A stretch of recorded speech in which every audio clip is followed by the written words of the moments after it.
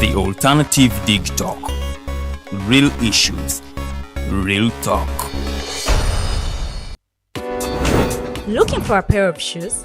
Let's Up Stores has a wide range of selection for unisex footwear. We have the best quality of all brands at pocket-friendly prices and we make deliveries countrywide. Just place your order or reach us on 0772 08 0090. You can also check up at Let's Up Stores on all our social media platforms. Let's Up, craft your own footprints. Hi Rogers, can I ask you something? Shoot. What does corruption mean? Well, summarily, corruption is abuse of public power for personal gain or for the benefit of a group to which one owes allegiance. For example, when a public office is abused by an official accepting or soliciting a bribe. By the way, private people can be corrupt too, like bribing police officers to escape fines. Okay. So exactly how does that concern me? Well, do you pay taxes? I guess, yeah. What does that have to do with this? Everything. Because those taxes you pay are supposed to facilitate services you use, like water, electricity, roads construction, medicines in hospitals, name it.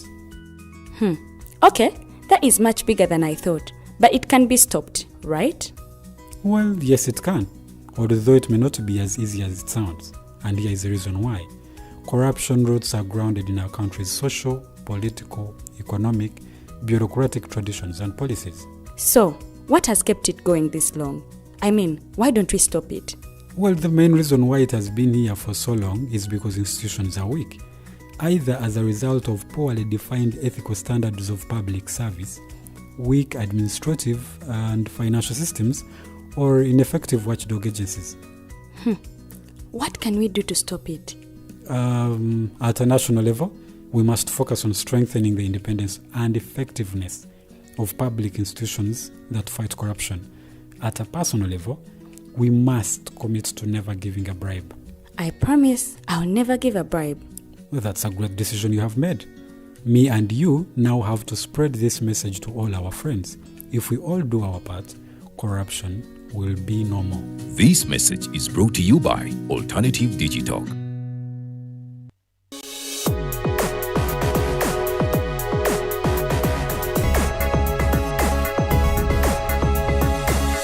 The alternative Digitalk. Real issues, real talk.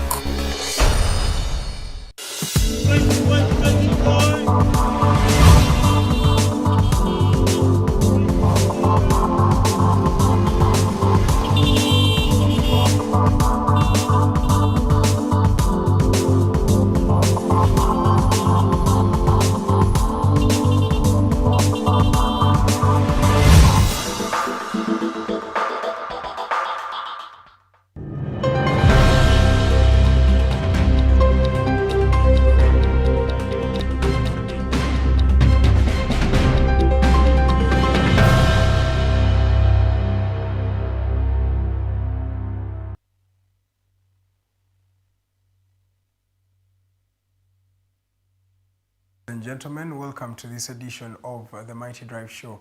My name is Edgar Matthew Karuhanga. Today is the 6th of June, 2023. Today we talk about the state of the environment report that was, released recently. And we're going to be really touching base on what does it entail, and of course, how do we protect our environment in a way that is, better and more accommodative to the future generation. So, ladies and gentlemen, today it's going to be an environment affairs day. We're talking about climate change. We're talking about, the environment, how best can we protect the environment in that regard. So guys, it is okay to tune in and feel free to share this particular video, share it in those WhatsApp groups, share it in the Facebook groups. Please share this video so that it can, impact as many people as it can. My name is Edgar Matthew Karuhanga, and of course I'm always here every Monday to Friday starting from 8 to 10 a.m. We break down having a conversation with this country, thinking that the things we talk about can help in, shaping decision making of both the citizenry, but of course also the government and other stakeholders in the country. So ladies and gentlemen, welcome aboard. It's a cold morning right here in Makindye. Lukuli, where we're streaming live from. Please do follow us on our social media platforms. We are at the Alternative Uganda, that is on Facebook, Twitter, and all other social media platforms. You can also look us up at Digitalk TV, that is on Facebook and all other social media platforms. We have various shows that air, different days. Today we also have Tekachi. It's really a show that is educating Ugandans about the law and of course how better they can interpret the law to be on the safe side of the legislation. So you please do tune in at exactly 11 a.m. We shall be talking about the law with Council Kato to Musime. But before I delve into that, allow me just delve into the news stories that have been making rounds on social media and of course mainstream media. We have a lot of news that have been going on here and there. I'll start off in Namgongo. A few pilgrims are still stuck in that part of Uganda. In Namgongo, over 40 pilgrims are stuck at Namgongo Matters Shrine. This comes after these pilgrims had come to celebrate, their day today. So, ladies and gentlemen, that is what is happening in that particular regard. A few pilgrims have missed here and there. Sorry, they are still stuck here and there, still needing some money and support. So, in case you want to support them in any way, please do go. Some of them don't have transport, facilitation in that particular regard. In another news story, yesterday, there is a new twist in a case that was happening in Chotera, that is in Kalisizo, along Masaka Road. You remember, there is a mobile money that was attacked by two gunmen, and of course, fortunately, none of the people who were attending to this mobile money was shot dead, but of course, there are some gunshots that were exchanged here and there. And a sum of around 40 to 60 million was taken according to the owner and the proprietor of this mobile money business. So in that regard, we have a few technical issues there. The police has arrested, according to Daily Monitor, they have arrested the proprietor of this mobile money, and of course they have also taken in the mobile money attendants, the gentleman and the lady. But according to the spokesperson of the regional police force therein, he says that these people were not actually arrested, but they were just summoned to police to just record statements to help the police investigate the matter better. Remember, in the wake of last week, a mobile money in Kalisizo, that is in Chotera, was actually attacked by a few gunmen. In fact, there are two in number. They shot a bit of bullets here and there. Nobody was shot. That was the fortunate bit, but a lot of money was taken in the evening of one of the days of last week. So in this regard, the police force came out to actually say that they are looking into this particular matter, and we shall find out subsequently how that will be unfolding. Yesterday, we also got news that, suddenly the country, a 25-year-old Uganda Christian University student was shot dead by a policeman or a security officer. This person said that he was not sure about this gentleman, and I think this gentleman was trying to climb a fence therein, and he was shot dead by by a security personnel, not a policeman, by a security personnel in that particular regard. Now, this is the second student of Uganda Christian University that has been shot in less than a month. The first one, I remember, as a girl, Nagai, who was actually shot in the wee hours of the morning as she tried to access her boyfriend's house, and mistakenly went to another house. That's where she was shot. Fortunately, Nagai did not pass on, but yesterday a gentleman who was shot at Uganda Christian University passed on. This, increases the number of people who have died due to gun crime in this country. Many people starting from the 2nd of May, when we had Colonel Engola being shot by his a bodyguard, Private Sabiti, and Sabiti also shot himself thereafter. From that time, we've had a series of people who have died at the hands of the guns in Uganda. So it's so unfortunate that there is an increasing rate of gun crime in the country. Some people would like to call it gun violence. I would prefer to call it gun crime because it continues to ravage our country. So that is what is happening in that particular regard. We shall delve into other news stories. Nabanja tells the NEMA to actually start funding, innovations that are around the environment. Remember, there are some goals that were set, some are global goals and others are not really global goals. Some are, goals that were set by, other countries saying that we should have, sustainable improvement in the environment and of course climate change. So in that particular regard, we have a few people here and there who have been trying to, have innovations that are going to help in fighting environmental crisis and, some issues therein. But NEMA, or the body that takes the environment in the country, the National Environment Management Authority, has really not been able to fund such innovations that are supporting climate change and of course the environment protection at large. So in that regard, yesterday, the Prime Minister of the country, Right Honorable Nabanja, came out to actually say NEMA should start funding such innovations that are, tailored in helping or solving the problem of environmental crisis in the country. So as we speak today, that is what is happening. Nabanja, the Prime Minister, requested the National Environment Management Authority, NEMA, to start, funding such innovations to be able to support sustainable environmental protection. Remember, some of the goals that we have, I've told you, some of the sustainable development goals is, to have a very good environment. But also, we also have Vision 2050 to, have a green environment and something that is going to be pertinent to our people and of course the development of this continent, Africa and Uganda as a as a country in that particular regard. We also have another man in Tororo who kicked his brother dead. There is an increasing rate of crime, and of course some of these crimes are really so outrageous. So there is a brother in Tororo who killed his own brother. That is so unfortunate. Police in that area is on the hunt for this particular person. There is also another news story that has been making rounds on social media and also mainstream media. According to some reports, there is a policeman who committed suicide, and he left a message behind urging people to know that he died because of increasing deaths and stress and things like that. Really so saddening in that regard. This gentleman has been making rounds on social media. He decided to really commit suicide because of lack of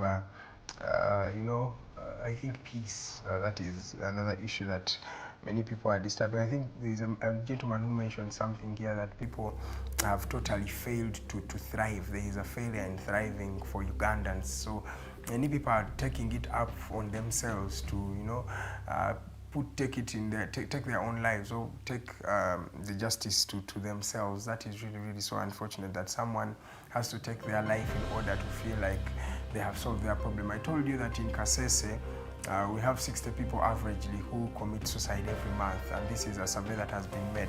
Really so unfortunate. That means there is an increasing problem of intrigue and stress and fatigue among the populace. How we deal with this as a community, as a country, is something we really need to think about as we move forward, because there is an increasing rate of crime and of course suicide. People are killing themselves, people are killing each other. It's really not an order that we would want to have in our country, Uganda, as we move forward. Now we have other news. Zake yesterday stormed the Constitutional Court, and he was trying to, find out how his case is moving forward. This gentleman has been having, a series of cases that have been in the court, but the most important case was the one of his impeachment from the position of Commissioner of Parliament. Remember, this gentleman was stripped off his position as commissioner due to the fact that he uttered some statements that the Speaker of Parliament, Anita Mount, found disrespectful and demeaning to her on Mr. Zake's social media platforms. After this, the Parliament came to a consensus that this gentleman could not stay with his position due to these particular issues and facts. So in that particular regard, we had him go to court trying to challenge this particular issue, but from that time up to now, court has not listened to Mr. Zake, and Zake yesterday, in the company of Elias Lukwago, the Lord Mayor, but also the lawyer of this particular gentleman, they stormed the Constitutional Court to demand to know how far their case is going, and maybe when will this case be heard, and maybe judgment made, because as it continues to stall, that means he is also not Commissioner of Parliament. And remember, theirs don't stop, they continue, they are in here and there. So in that particular regard, Zake Francis is in court, and he's trying to find let's say justice for himself in the case that she reported against Parliament, and of course the person of Speaker, that is Anita Annette Mong. That is what we have in that particular news story. In other news stories, money lenders are failing Emyoga projects. We have a booming business in this country of Emyoga, money lending, and some people are taking it to themselves to replace such money. Some people are using Emyoga money to get some loans and maybe able to be paying back. So it's really not pertinent. But I still wonder why we are still dispersing the Emyoga money after we have the parish development model in this particular in this particular tenure of government starting from 2021 to 2026. The vision was the parish development model is something that Ugandans were going to really embrace and put to themselves in that particular regard. Now, Nisima, you remember Nisima, who was published in the media. Nisima was just a young girl who was looking for school fees, and she said she trekked all the way from the western part of Uganda due to the fact that she needed some school fees and tuition. That is the reason why she trekked, and she believed God to do for her a miracle. I come with good news. This lady was given, she got sponsors, and she was given school fees, and her mother given some things to help her take care of her daughter very well. And I think this girl is going to be studying free of charge due to the fact that she got sponsors. So that's good. I think God answered her prayers in that particular regard. Now, UPDF came out to confirm that they will be flying in the 54 people who lost their lives. They will be flying them in this week.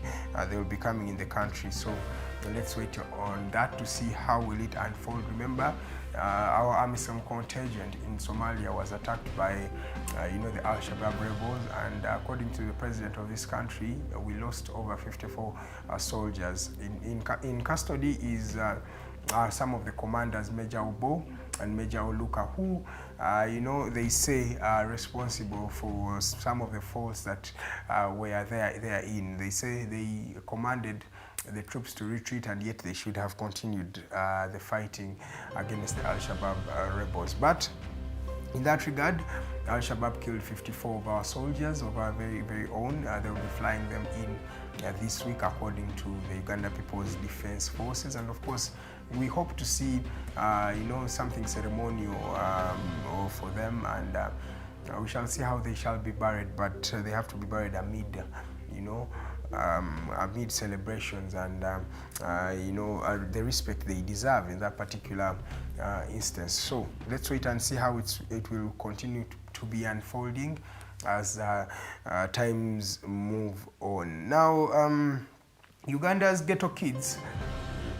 have been the greatest phenomenon that Uganda has had to export this particular year.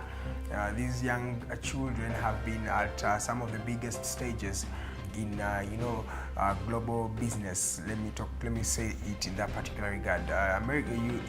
Britain's Got Talent, they were finalists. Unfortunately, they were not able to be crowned the champions, but they were finalists. They did a tremendous job. They made Uganda's flag shine all over the world. Remember, earlier on in this particular year, we had them at the Parc des Princes. Parc des Princes is the stadium of PSG or Paris Saint-Germain, that European club from France. So they were also making headlines in that particular regard. We've seen them, in very many music videos, featured very many international icons and artists. We had them do something with French Montana. So these boys and girls have been on a trajectory of success and making Uganda very, very proud. But in that regard, unfortunately, they are not, they were not able to win the Britain's Got Talent, but they made Uganda proud, and that is something that we should really, be able to celebrate. So thank you so much, the Ghetto Kids, for everything that you do. We do not, we are proud of everything you do. Karim Benzema, I told you yesterday, he's out of Real Madrid as we speak today. He's going to be joining a club in Saudi Arabia. We have not yet confirmed it, but many people are saying Al Hilali, but I am not sure about if this is, the club that he is going to be going to. But according to many reports, he's going to be joining Cristiano Ronaldo in the Saudi Arabia Pro League in that particular regard. I think because of time, we will have to go for a short commercial break, ladies and gentlemen. We shall come back with more of these discussions. My name is Edgar Matthew Karuhanga. Let's go for a short commercial break. We'll be right back.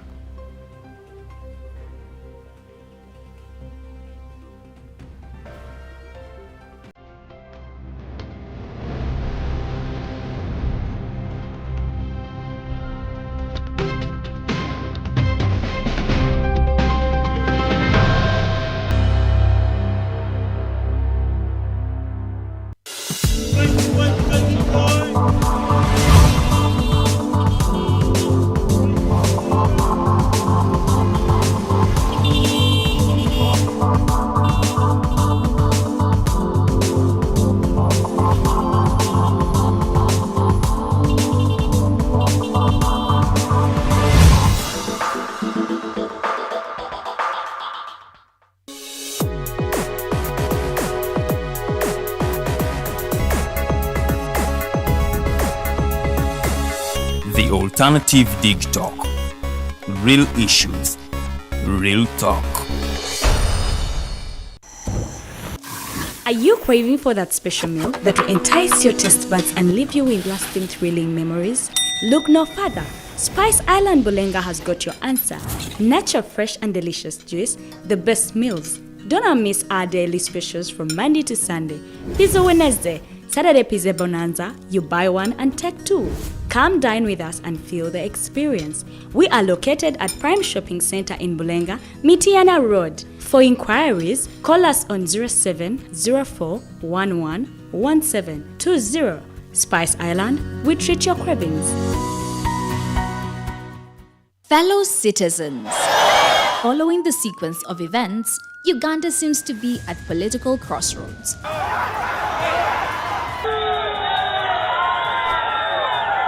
I'm not a servant of anybody. Madam, I know the law.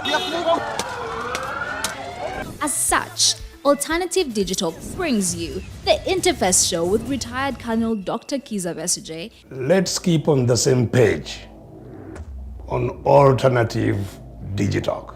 As he gives you the alternatives on the transition question, rule of law, human rights and freedom, youth inclusion in governance, economic stagnation, as he confirms. I'll be always here Saturday from 10 a.m. in the morning. Be there. Don't miss the live discussion on the Alternative Uganda, Digitalk TV Facebook pages, and the Alternative Uganda YouTube channel.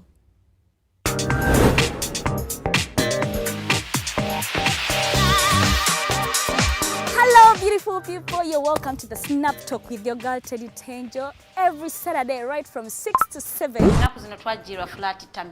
Tukyayambalako ku ngoye obutukwata. Wajja n'akubody shaming. Speak up. Genda oba confronting. Obagambe ekyo kyemukola si kirungi. Towerabira nti tuli wano ku the Alternative Digitalk. Mukwano gwange gwali topic kiri wandyagadde twogereko. Is it about family? Nga nze taata wange amanyi era nkola n'obuvunaanyizibwa nyina bungi. Era agezaako n'anyambayambako yanda. Naye kumukubira kumubuuzaako. Noga mama we bali kunzaala. Is it outside family? Is it society? Oh, could it be relationships? Come and visit, call me. Simanyanga I miss you bichi. Especially embeera y'obudde si nnungi. Naye n'omuntu akwagalira mu season aba takwagala ze nkubuulira. Just be commenting a topic yonna gyandyagadde twogereko tujja kuba tujogera ku wano ku the Alternative Digitalk ku share enganzi the Snap Talk.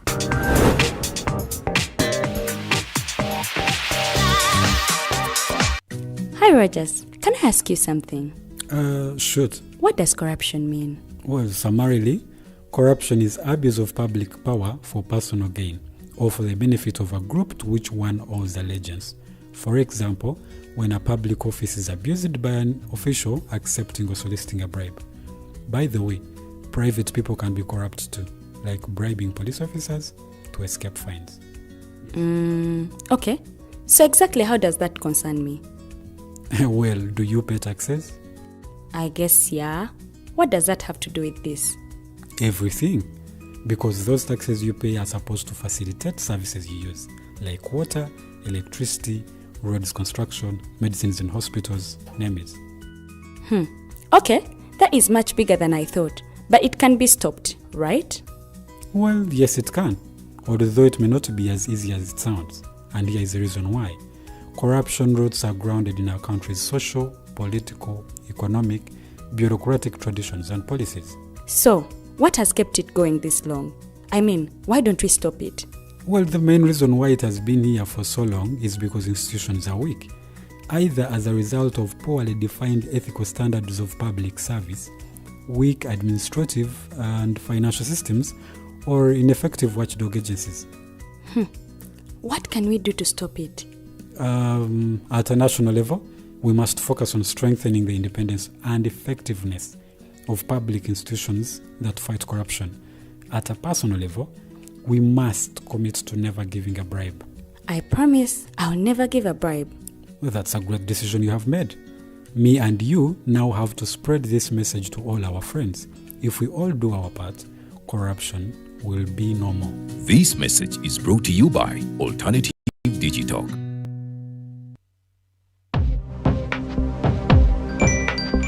Go to the church, though. Tawali man, what's up? Man, can you imagine people just dump everywhere? Someone drinks water and throws the bottle wherever. Come on, Rogers. What else do you expect people to do with an empty bottle? Simanya now, did you know that plastics take at least 450 years to decompose? What? That's a long time. Exactly. Because plastics are made out of a lightweight and flexible material that doesn't decompose easily.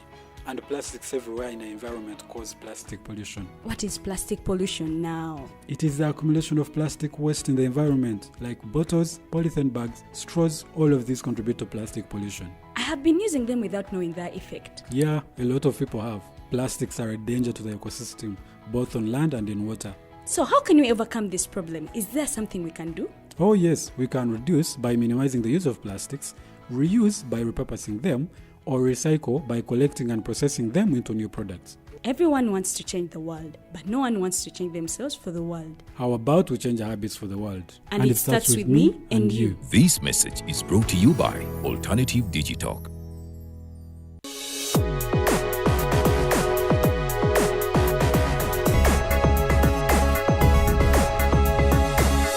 The Alternative Digitalk.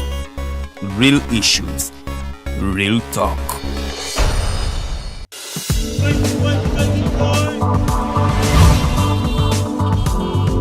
We can speak about that.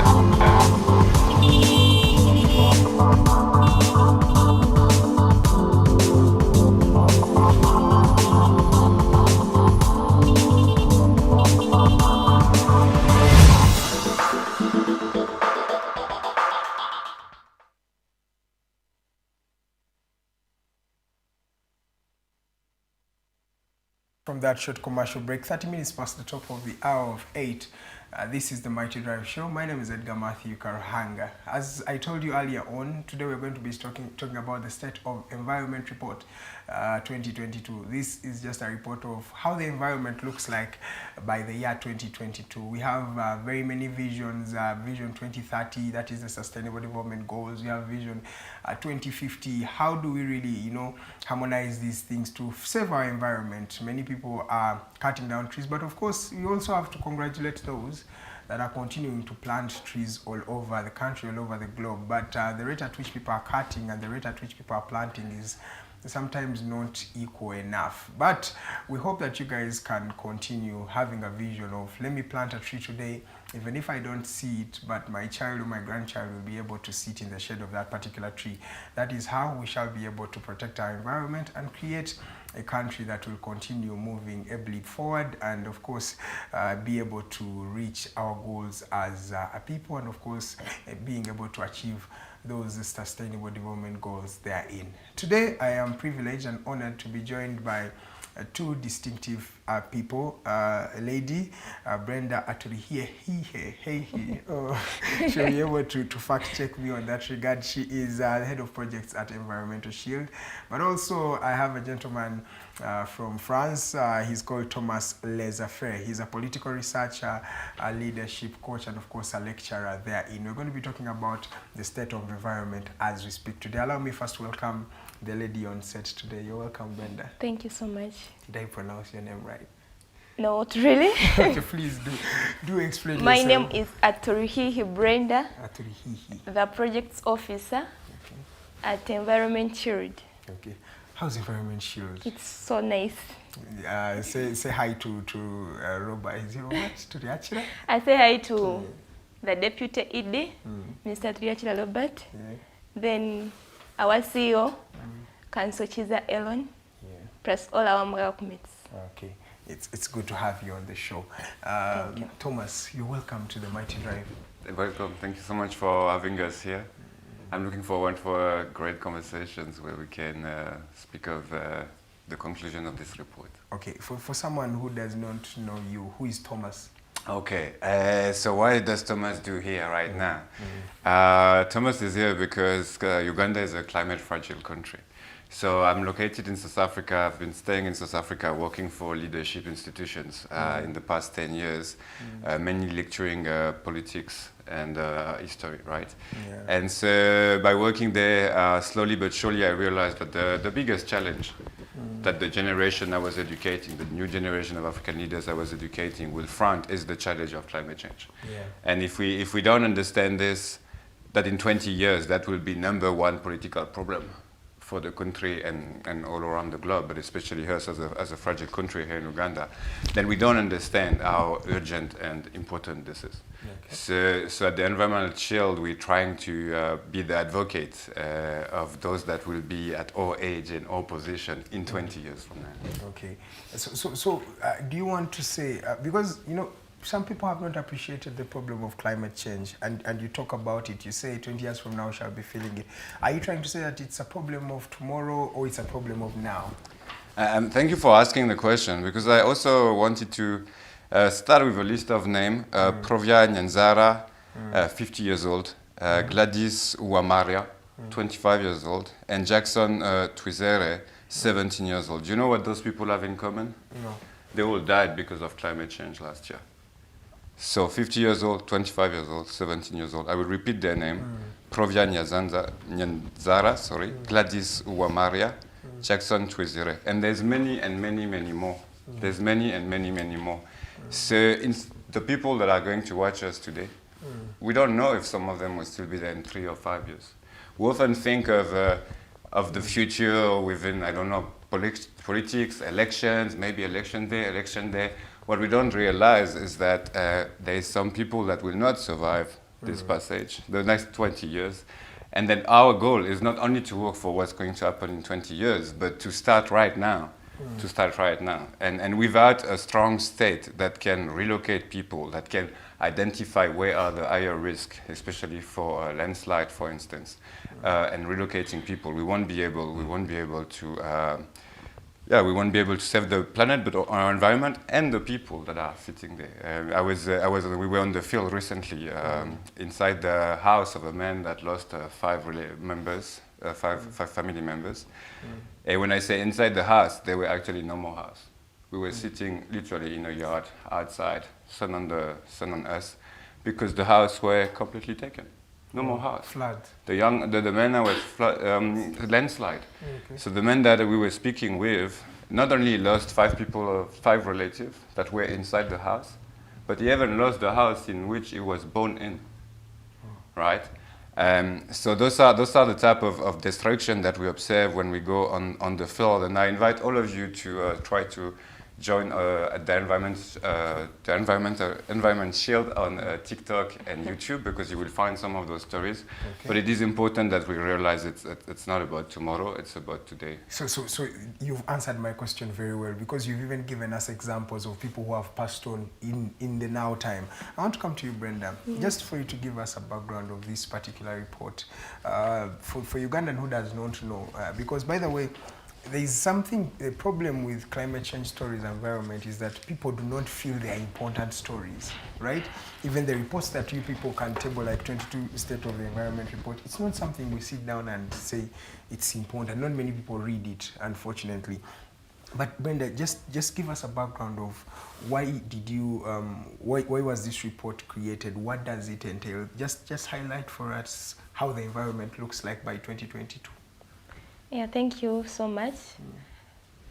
Like about the state of the environment 2022 key stories, the report summarizes like back in 2022, between July and August, we saw hunger affecting people of Karamoja. Yes, please. Whereby floods would come, they wash away all their plants.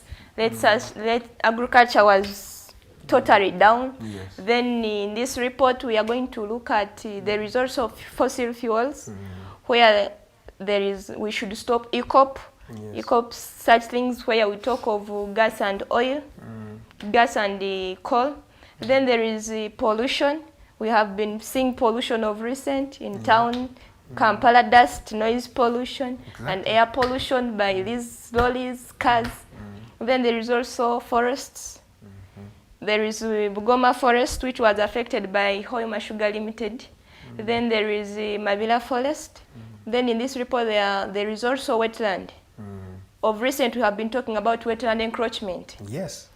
Wetlands are being encroached now and then. People are affecting wetlands, spoiling them, which will bring us problems in the future. Building there, by the way, and some factories, you find them there in wetlands. Exactly. And you ask yourself, where are we heading? Then there is climate conference in this report, which leads to the result of the climate change. Then there is also right to clean and just or healthy environment. We have to be with a clean and healthy environment for our well-being. Then there is also negotiations commented on the plastic pollution. As yesterday, we were celebrating the Environment Day. The theme was beat plastic pollution. We have to come up Ugandans and we beat plastic pollution, because plastic pollution is affecting our environment. For example, even if you pass around Kampala, you can see that most plastics are being littered on the way. They are being littered in our water bodies. You check in Lake Victoria. Yeah, Lake Victoria of recent. You can go there and you see that marine is being affected. In time to come, if we don't stop this plastic pollution, we are going to face that problem where we will find we no longer have marine in our country. Wow. Then another thing, like we have the recommendations in this report. What are some of those recommendations made? Like stopping ECOP for the sake of people and the environment. Because if the government don't come up and stop this ECOP thing, the East African crude oil pipeline, we are going to face a lot of problems. Oh, isn't that a very tedious request? We shall be delving into it, but continue. Yeah. Then let's put a move on the fighting of hunger and protecting our right to the food of the Ugandans. Because if we keep on destroying our environment, people are going to face these hungers. Then people are going to lack what to eat, and you find people starving for what to eat. Then another thing, there is this where Ugandans are being deceived that gas is a clean energy. Not really. Gas is not a clean energy. It's not. Natural gas is a fossil fuel. It's not clean. Okay. So another thing is ensure and encourage adequate and meaningful public participation in natural forest. Because if we protect our natural forest, we are going to have a clean and just environment. We are going to be with clean, green air, where we say like, let's move green, breathe green, let everything be green. Yes. Yes, please. Yeah. Okay. You have mentioned a lot of issues in this particular report, and I think let me come to you, Thomas. I want us to highlight each and every issue that you've pointed out in this particular report, and I want us to start with the ECOP. It's really a political question, and it also has environment. Why is it that this is the vision Uganda has had, you guys? Yeah. Honestly speaking, that President Museveni has always mentioned this, that when we start making our own fuel, we shall be able to boost our own economy. And he is fair to say that.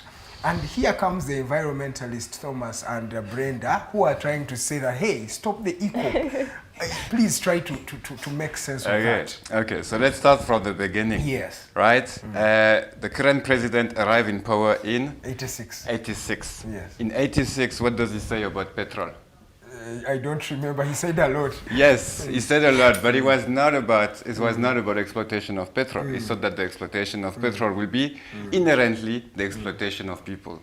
Right? You have that vision. At the time, exploiting the petrol that side is way too much expensive. So no one wants to put money here because there's not enough. Right? Since we have lived in a world that have opened a lot of other petrol fields, right? So the price have changed, it's going up, it's going down. And now it's so high up that it's become interesting to relook at this petrol, right? Is it interesting for you? Or is it interesting for me? Or is it interesting for Total? We need to think about it clearly. Like, we know that this petrol will become greenhouse, 100% sure. There's no debate about that. It will become greenhouse somewhere else, probably China, the global north, or something like this. The global house, the growth of those greenhouse will bring what? They will raise like the amount of carbon we have in our atmosphere, and to make it simple, here in Uganda, we're gonna see more flooded and more drought, right? Will this happen to the city? Will it be in Kampala? Will it be in Barara? Or will it be mainly in the rural areas that the people will experience that climate change that will destroy the lifestyle they have, the farm that they have, right? So when we are here saying that there's $10 billion in this lake, $10 billion, what would you do with $10 billion? A lot of great things, isn't it? Yeah. Right? Yeah. So we're not saying like, hey, we don't want $10 billion.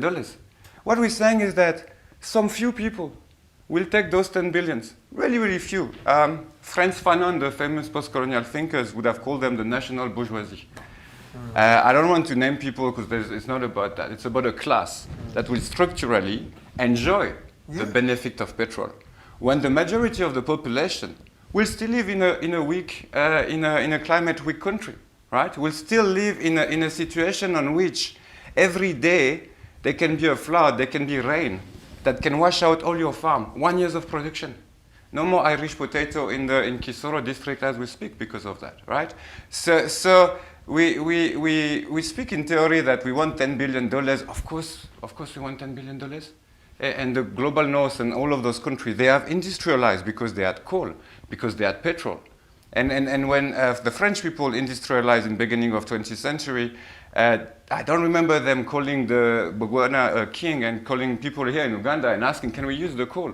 No, they didn't ask for permission. Exactly. It's 100% sure. It's 100% sure. However, today, we have more science, and we know that this development leads to the development of few people, few individuals. When we have GDP growth, it's not our society that live better. It's not our people that experience a better life. It's not automated. GDP growth means that the country produces more wealth. It doesn't mean that that wealth is well distributed. Among the people. See, if we look at Uganda, how many billionaires do we have now? We don't have many. I thought like there were COVID crisis. I thought there were the 2008 crisis. There were a lot of economic crises.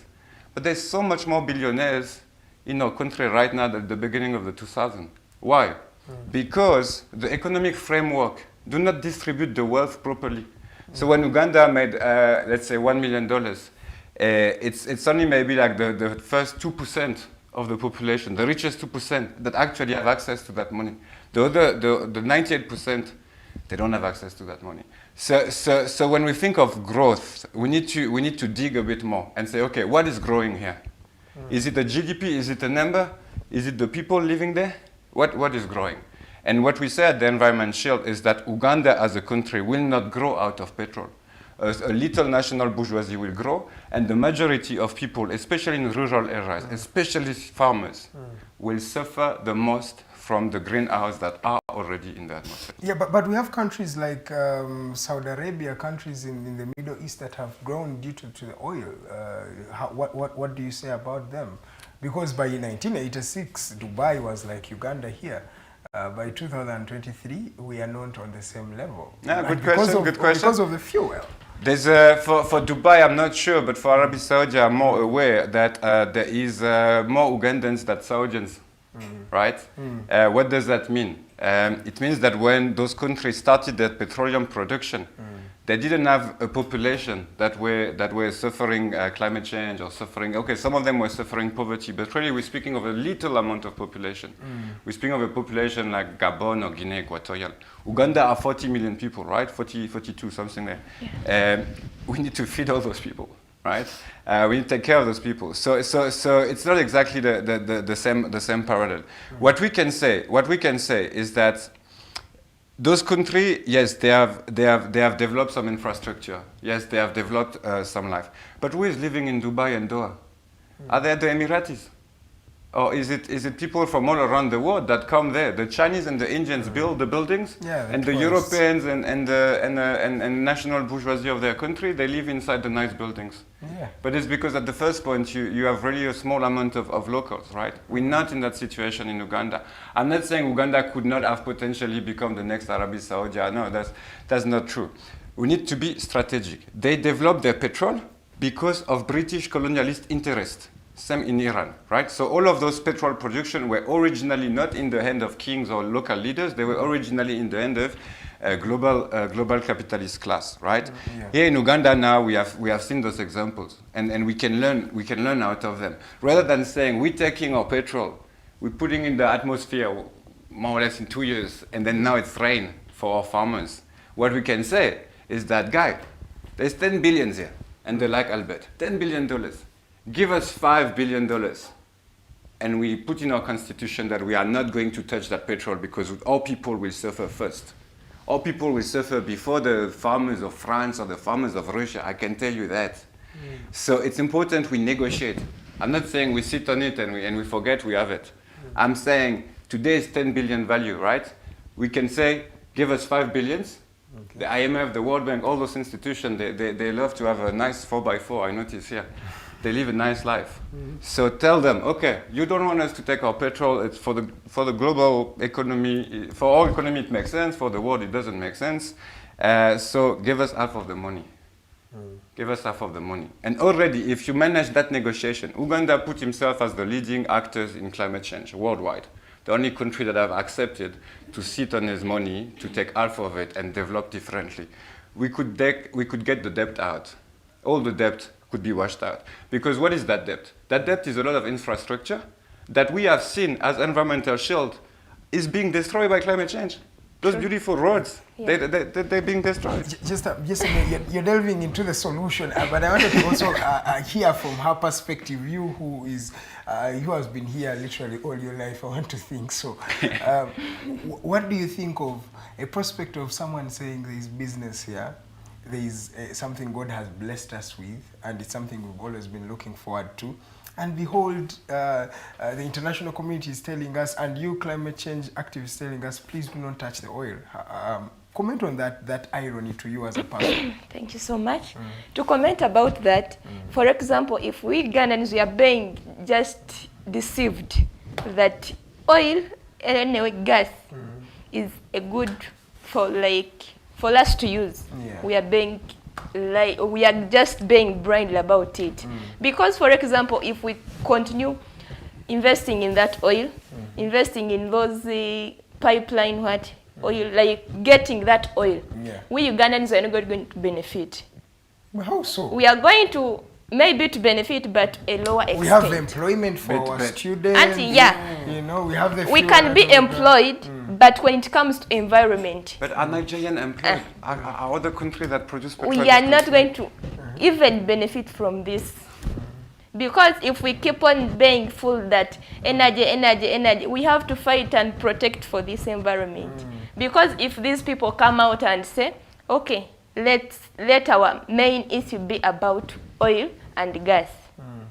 What are you going to benefit as you, not the government? Because the government might come up and say, let's assume if they have got crude oil in Western Uganda, they will just go and have that oil and they will be benefiting, but the person muntu awansi, he or she won't benefit from it. So for us, since we don't reach that side, netubagamba like let's stop this and this. We have to protect the environment so that we can benefit from it. Since we want the green environment for the better living. We are sure, but how do we go? Okay, how do we create a straight line or a line between? Let's not just leave it, but also let's not exploit the environment. That is because you guys. Let's speak the reality. It may not trickle down in terms of cash to the Ugandan. Yeah, we know that may be a challenge, but when the money comes into the Ugandan economy, there is a way it will come to me in some sense. Yes, it's in the economy. You might find even you're going to get 0.11 that percentage you are saying. Yeah, but I've got a 0.01. But then, now let me. You're not even getting it. Let's. Okay, so the only African country that have benefited from their petrol is Nigeria. Nigerians no. Nigerians no. They have corruption and they have a lot of pollution. True. The Libyans and the Algerians back in the 60s benefited from their production simply because the state owned it. So the state used it and said, this is the price we're going to put. So yes, if your government said, now we don't buy petrol and diesel at the normal price, yes, you benefit from it. But your government have nothing to do with that. This is Total. This is Total Energy. Total has 70%. They're going to export that petrol. So you will have your petrol at the normal price. Exactly like if you any other countries. So we also need to look at a bit at history and say, okay, the few states that benefited from their petrol is because they managed to have cheap energy for their people, right? Libya and Algeria especially. That's not what's going to happen here. Literally, you say you benefit. What is your personal growth over the last 10 years versus the growth of the country? Have you grown your revenue 20%? No, but the country economy have supposedly grown 20%. But those 20%, they don't go to your hands. They go to the hands of the 1%. So in sociology, we have this delay with new analysis. We look at the money that the 1% richest people in the society are making. And what you're going to realize is that if you look at this, maybe 60 or 70% of the money that this project will generate will end up in their hand. We're not living in a society that share wealth fairly. So now suddenly we have a lot of wealth. We are happy about it. It doesn't mean suddenly it's going to be shared so we should fairly just between leave us. it because we're not going to get the money? It's not going to work. So you we have to stop that for the sake of people and planet. You managed to get half of the money. Let's speak the truth. Europe has, you remember the Industrial Revolution? 100%. You grew out of industrialization. And what did we do? And yes, you did not know, we can say you're oblivious of the effects to climate change, but you still developed nonetheless. And here is Uganda, who is saying, hey, this is my oil, this is something that is going to help in boosting my economy. And okay, you're saying it may not trickle down, but that is hypothetical. We don't know because now you're talking about the future. But let's talk about the now. We have a now problem. Ugandans are having poverty problems. We're having a lot of economic challenges. And Thomas, Ugandans have hoped for this oil. What I want to ask you is, do you want to tell Ugandans to not, get that oil, extract it, but yet your economies have really developed due to the oil, and I'm sorry for saying this, but it has developed due to industrialization, due to pollution. Correct. Don't you think to some extent we need to step on some toes? Some toes have to be hurt in order for us to really develop also? So Japan has no petrol. Germany has no petrol. True. France has zero petrol. True. So they all developed. So yes, they developed and they had some coal, but not for Japan. They used to import it. They developed with your petrol. So you can say whatever you want. You can think that Uganda is going to develop outside of Ugandan's petrol. History showed us that might be Brazil or Russia or China. That's actually the one that are going to develop outside of this petrol. It's not because like when France came to take petrol in Gabon, Cameroon, Congo, Brazzaville, Angola. Yes. Are those countries developed? We need to stop speaking in theory. We look at the facts, right? The reality. I know a lot of people here are proud to be African. They're proud to call themselves Pan-African. They're proud to listen to Pan-African leaders. So let's look at the continent. Where is Angola? Angola have a lot of petrol. Where is Nigeria? Nigeria has a lot of petrol. Has it created systemic corruption inside those governments? Or has it created a middle class that is living a happier life with its environment?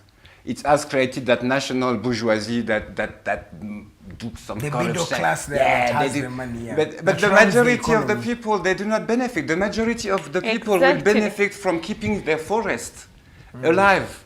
Because that's where they go and fetch some plants, some trees. They learn. There's a lot of things going on there. That's what they would benefit if we don't destroy the environment directly. That's where the money should go, but not into a project that will dig like some 300 meters deep down oil inside a lake that is in one of the most diverse bio environments. Exactly, that's it. Even if you go to those deep villages and you ask someone, choose between agriculture and oil, what will she take? Obviously agriculture, because she's knowing she's not going to benefit from this oil company. Yeah. But then if you take agriculture and you compensate and you you put much effort on it, we are going to benefit. Even Ugandans know it better that with agriculture we are at par.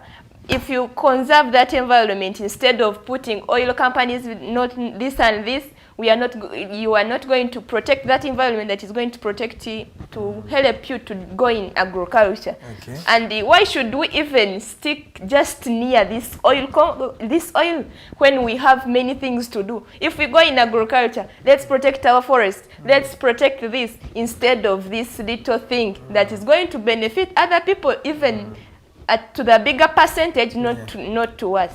True. Okay. Guys, we're going to go into a short commercial break now. But when I come back, you have to get us solutions. Now, we need working solutions from you environmentalists. How do we then improve ourselves? Because, okay, where is the line? At least, can we drill to some extent? What can we do? And of course, when we come back from the break, we're also going to be touching base on the other issues that are in this particular report. There are issues of hunger, there are issues of famine, landslides. There are many things. We're going to be talking about them. But after the break, precisely, we touch base on where is the line between, the climate change activists who have a very pertinent issue outside, who say, hey, you are destroying the environment. But also, where do we put the line of, yes, the people who want to gain from this particular oil? What are some of the working solutions? Please do follow us and send in your messages. We are at The Alternative Uganda, Digitalk TV, Facebook, Twitter, Instagram. My name is Edgar Matthew Karahanga. I'm with Brenda and Thomas. Let's go for a short commercial break. We'll be right back.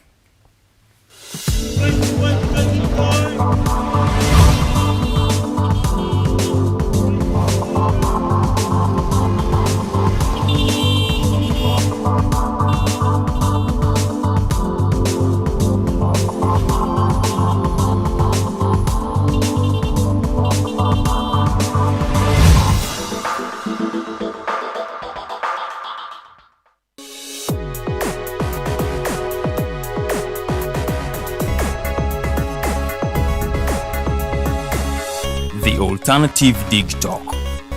Real issues, real talk.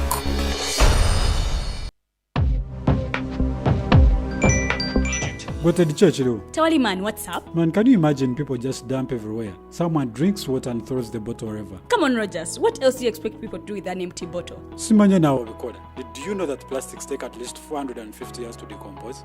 What? That's a long time. Exactly. Because plastics are made out of a lightweight and flexible material that doesn't decompose easily. And plastics everywhere in the environment cause plastic pollution. What is plastic pollution now? It is the accumulation of plastic waste in the environment, like bottles, polythene bags, straws. All of these contribute to plastic pollution. I have been using them without knowing their effect. Yeah, a lot of people have. Plastics are a danger to the ecosystem, both on land and in water. So how can we overcome this problem? Is there something we can do? Oh yes, we can reduce by minimizing the use of plastics, reuse by repurposing them, or recycle by collecting and processing them into new products. Everyone wants to change the world, but no one wants to change themselves for the world. How about we change our habits for the world? And it starts with me and you. This message is brought to you by Alternative Digitalk. Fellow citizens, Following the sequence of events, Uganda seems to be at political crossroads.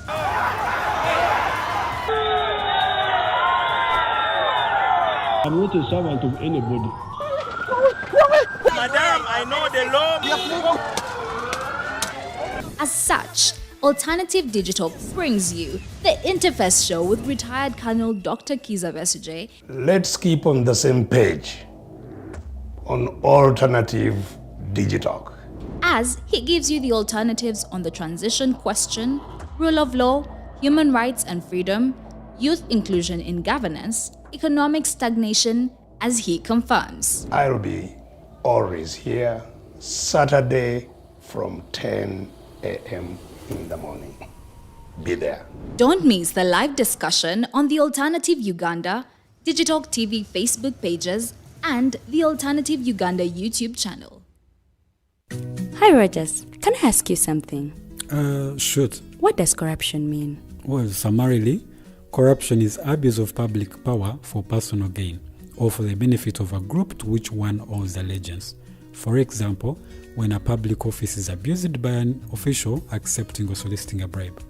By the way, private people can be corrupt too, like bribing police officers to escape fines. Okay. So exactly how does that concern me? Well, do you pay taxes? I guess yeah. What does that have to do with this? Everything. Because those taxes you pay are supposed to facilitate services you use, like water, electricity, roads construction, medicines in hospitals, name it. Okay, that is much bigger than I thought. But it can be stopped, right? Well, yes it can, although it may not be as easy as it sounds. And here is the reason why. Corruption roots are grounded in our country's social, political, economic, bureaucratic traditions and policies. So, what has kept it going this long? I mean, why don't we stop it? Well, the main reason why it has been here for so long is because institutions are weak, either as a result of poorly defined ethical standards of public service, weak administrative and financial systems, or ineffective watchdog agencies. What can we do to stop it? At a national level, we must focus on strengthening the independence and effectiveness of public institutions that fight corruption. At a personal level, we must commit to never giving a bribe. I promise I'll never give a bribe. Well, that's a great decision you have made. Me and you now have to spread this message to all our friends. If we all do our part, corruption will be no more. This message is brought to you by Alternative Digitalk.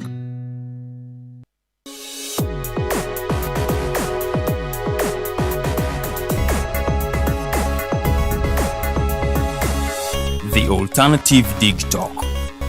Real issues, real talk.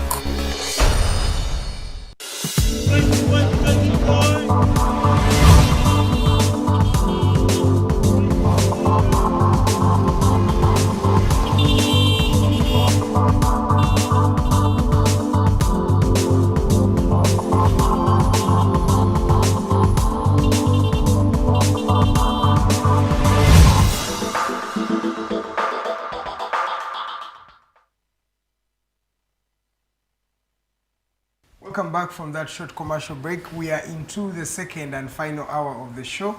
My name is Edgar Matthew Karuhanga. I'm with Brenda and Thomas. We are really touching base on the state of the Environment Report 2022 and to not find solutions to the various challenges that were highlighted therein. And of course, to inform you, the citizenry, since many of you do not like to read these things, we are here to just make sense of these things for you guys. So keep those messages coming through. We are the Alternative Uganda, Facebook, Twitter, Instagram, and all other social media platforms. You can also directly message me at Edgar Matthew Karuhanga. That is on Facebook, at Edgar M. Karuhanga on Twitter. We shall be continuing with this particular discussion.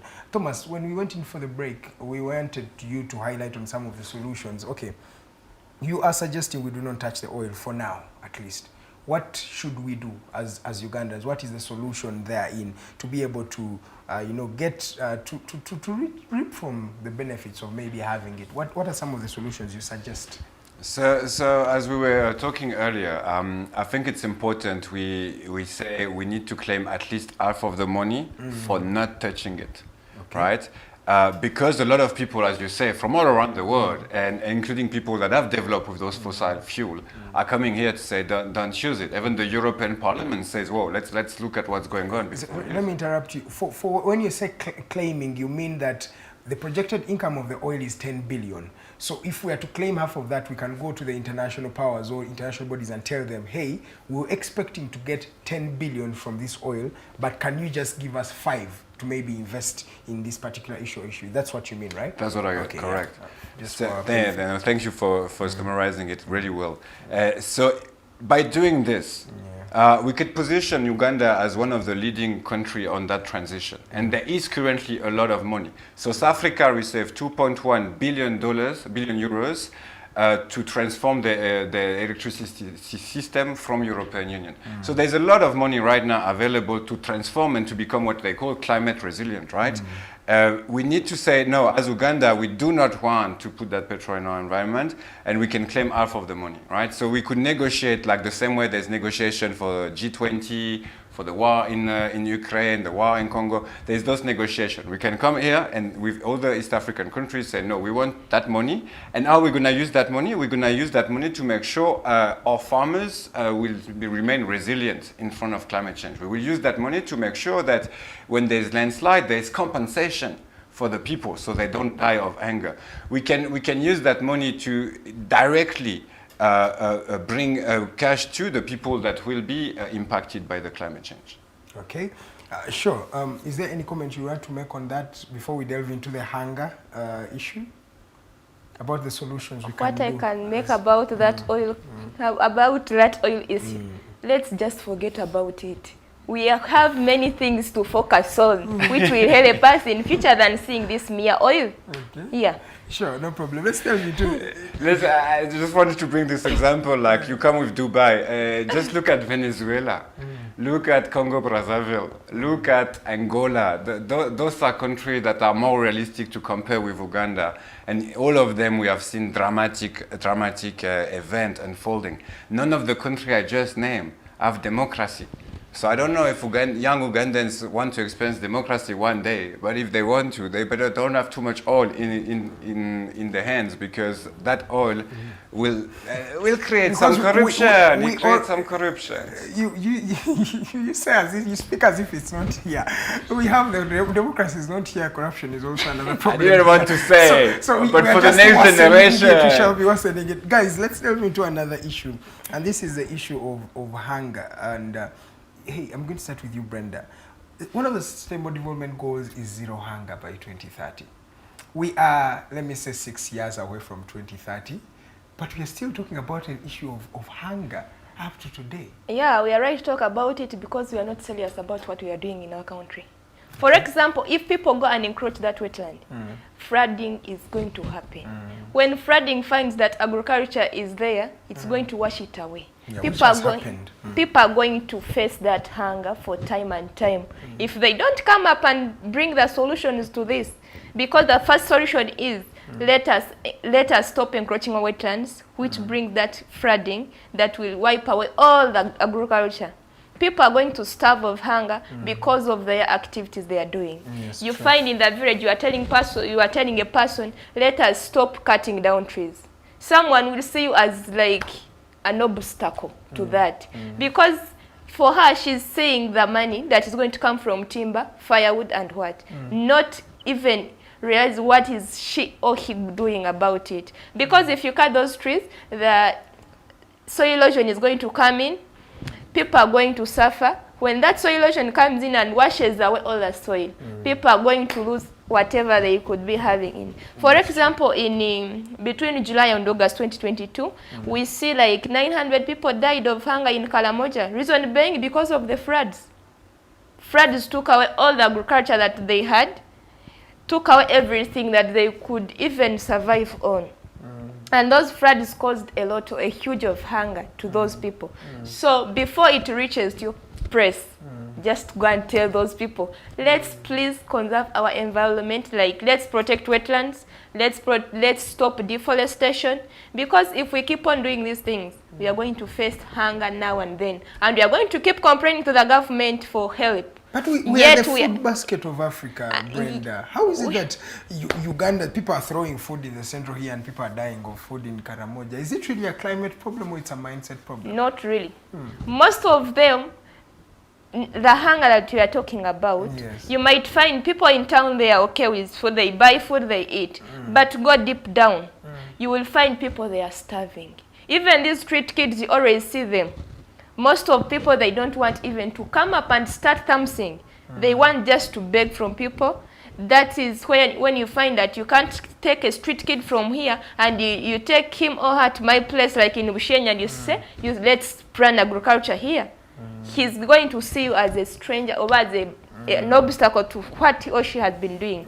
So for this issue of anger, I encourage people to come up with some measures.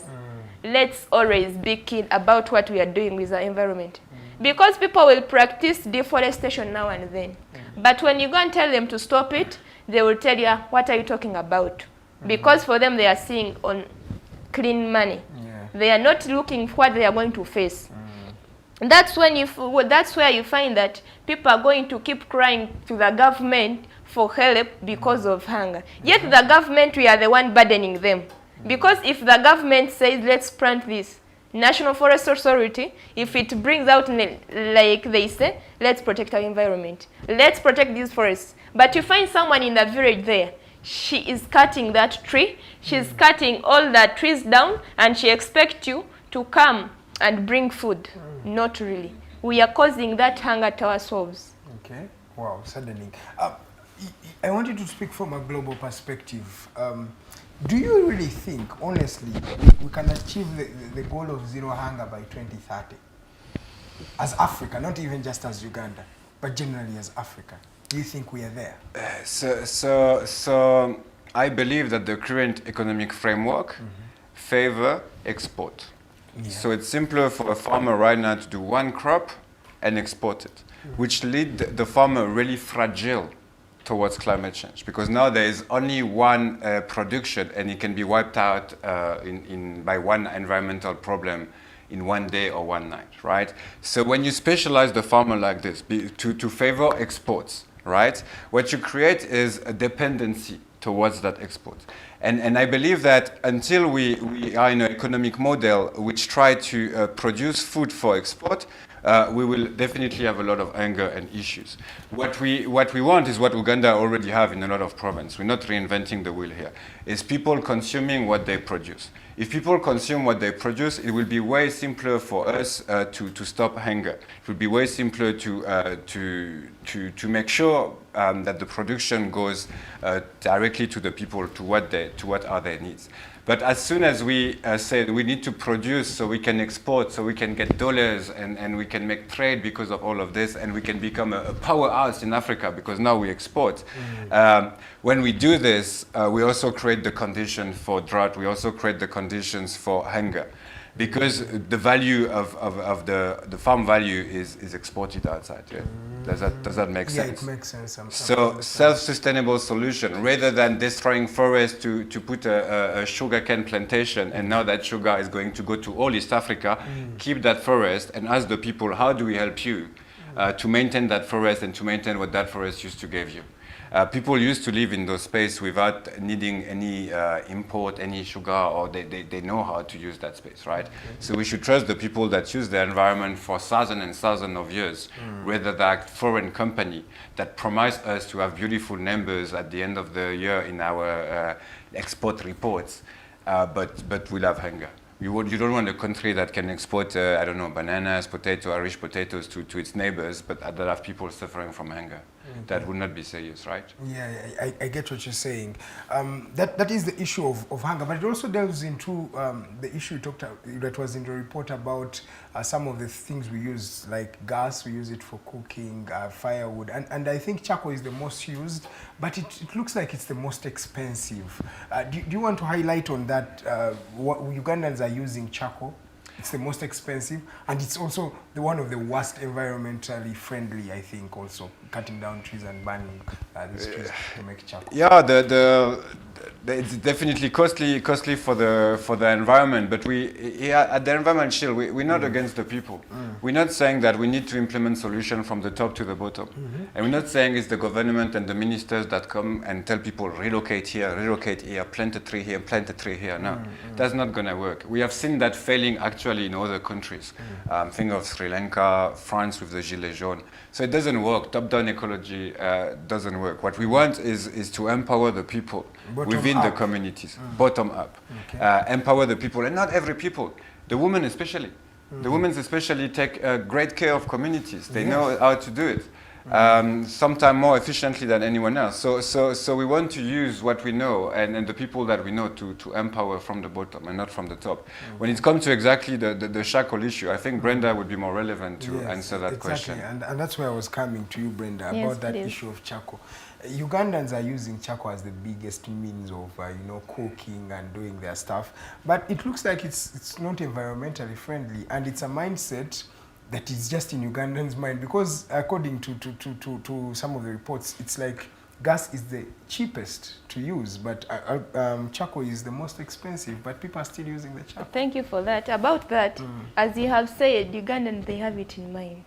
Like, if we get charcoal, and remember it's expensive, as you have said, but for Ugandans, for them, they don't look at other ways of cooking than using that charcoal.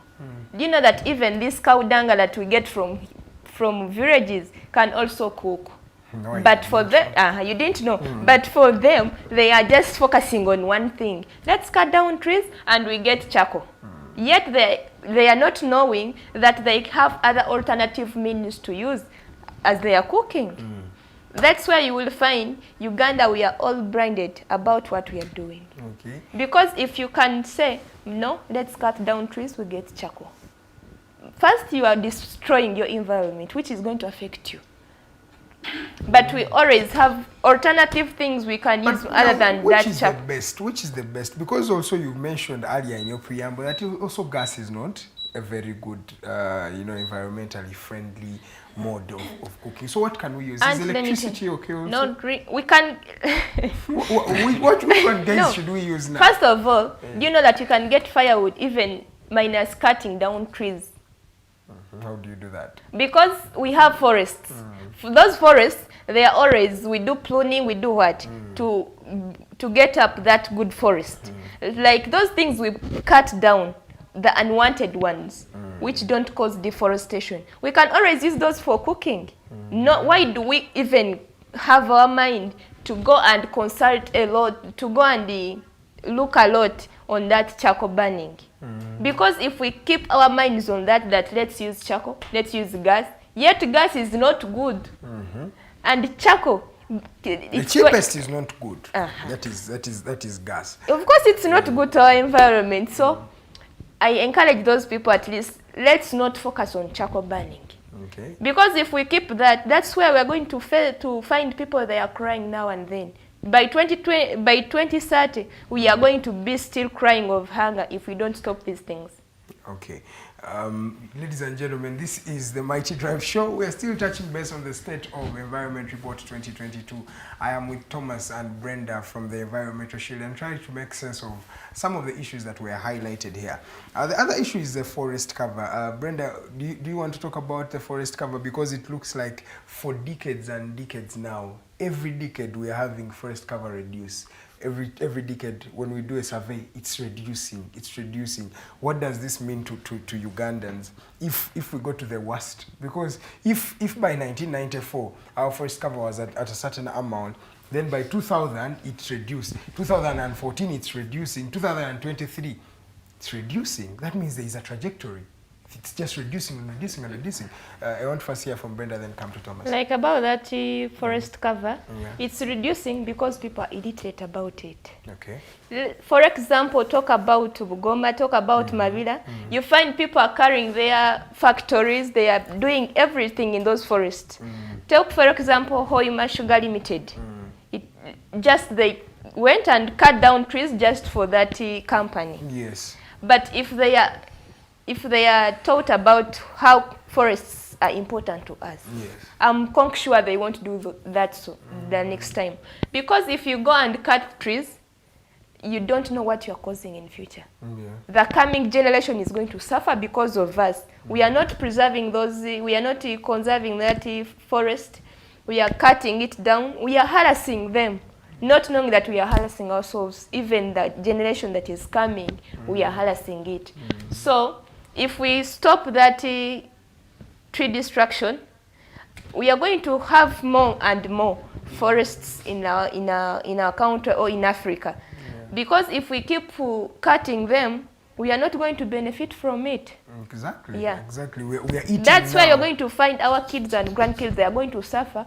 They will start using gas, which we are fighting for. We are fighting against it, but you will find your kid is just there. He don't know about anything about conserving the environment or what, because we are doing this now, which will affect our kids and grandkids. Our kids won't suffer in Jesus' name, right? Let me come to you, Thomas. Thomas, what do you think of, because you are a lecturer and I think you're a scholar and you've read some of these things. By the early 90s, the 80s, Uganda had a big forest cover. And actually, by the 1980, you had forests where people would fight from. True. People even fought from those forests and took power in 86. So, but come to 2023, that is around 37 years, 38 years down the road, 40 years. It's depleting by the day. Yeah, it's correct. It's actually, I ask myself the same questions when I come to Uganda, because there's something really particular. If you draw a line between Uganda and Congo, you look at the Congolese side, it's all forest, all trees. Exactly. You look at the Ugandan side and it's deforested, right? And it goes after to Kenya, all the east, right? And so I ask myself, where does that come from? And I think it's important we also, for your patriotism and your national pride, which you were really proud of your petrol, you could also be really proud of your history, because Buganda people have used iron tools for agriculture since a long time. And in order to make those iron tools for agriculture, they had to deforest, because the tree was allowed them to have a high temperature in the flame to make the tool, right? So since a fair 1,000 years, Uganda is deforesting. I don't know, can I say that? It's cutting forest, it's cutting tree in order to make some development and some farming activities. So it's a long history. It's a long history, and we're not saying that history is gonna stop, right? What we're saying is that now with the science that we have, we are able to use and manage our resources with sustainability. Do you know that there's a lot of countries that manage to grow their forest simply because their forests now make more money? So if you look at Eswatini, for instance, Eswatini have really, really great land, and so trees grow faster that side. So they have decided to invest in it. Not so much for the people to cook, but mainly for export and making papers, right? And they manage to grow their forests because simply it brings value, right? So it's about the economical framework that we have. If we say the forests that we have value right now, and growing them is like growing the GDP, it's like growing the economy, then we will do it. How do we do that? Because I can see you looking at me with those eyes of what is it? How do we bring back values there? We bring back value by saying we want this amount of tree in 20 years or 30 years because we will have this amount of population. Because in Uganda will be 60 million, we need to have at least this amount of tree. And when science would have told us the amount of tree that we need to potentially an entire generation to continue to use it, but in a sustainable way, we can implement it, you know? And so what we're calling for is using sustainably those resources, having a sustainable use of those resources, and reminding something really peculiar as well. Uganda has good land. Yes. Trees grow faster. 70% of our land is arable, right? And trees grow faster. So if we give like reserve and we say, no, this is going to be for a generation of 2050, 2060, we can grow the tree right now that they will consume tomorrow, and that will be sustainable. So there is a way to do it sustainably, but the problem is we only see value when we cut those forests and we transform them into monocrop industry. So as Bugoma Forest explained, shows us, they prefer to cut the forest and put sugarcane plantations, export that sugar everywhere and get money out of it. That's the question that a gentleman here is called, let me look for his name, he's called, I think, Iga. Iga was mentioning something about that, yeah, Iga. And what he was mentioning is you know, the replacing of the trees with plant crops. Yes. Things like sugarcane, things like, let me say, potatoes and things like that.